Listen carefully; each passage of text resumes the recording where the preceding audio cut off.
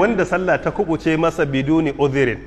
kawai ya bar sallan saboda kasala ko kuma irin rukun sakainar kashi da muke wa sallah, wannan sai yasa ya bar sallah.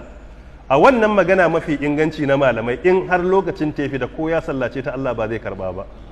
don haka babu nassin da ya ce wannan ita sallan ya rama. Don haka fahimta ta sahabbai da tabi'ai da atba'ut tabi'ina, wanda ya bar sallah da ganganci lokacin tafi da ko yayi sallan Allah ta'ala ba zai karba ba. Wannan shine fahimtar sayyidina Umar radiyallahu anhu, shine fahimtar ɗansa sahabi Abdullahi bin Umar, wannan shine fahimtar Abdullahi bin Mas'ud radiyallahu anhu, wannan ita ce fahimtar Sa'ad bin Abi Waqqas radiyallahu anhu, ita ce fahimtar Abdullahi bin Mas'udin, ko na kira shi, ita ce fahimtar Al-Qasim bin Muhammad, ita ce fahimtar Muhammad bin Sirin rahmatullahi alai, ita ce fahimtar Umar bin Abdul Aziz al-Khalifatul Khamis,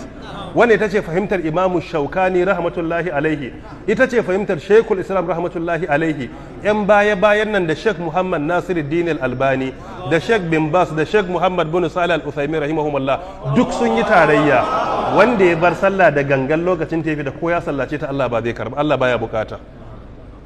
Wannan shine magana mafi inganci. Dalili shine in a kuskure ya faru, Allah yana iya karba kaman bacci ko mantuwa, amma da gangan ka bari to akwai hatsari. Amma kuma mu sani fa a shari'a, in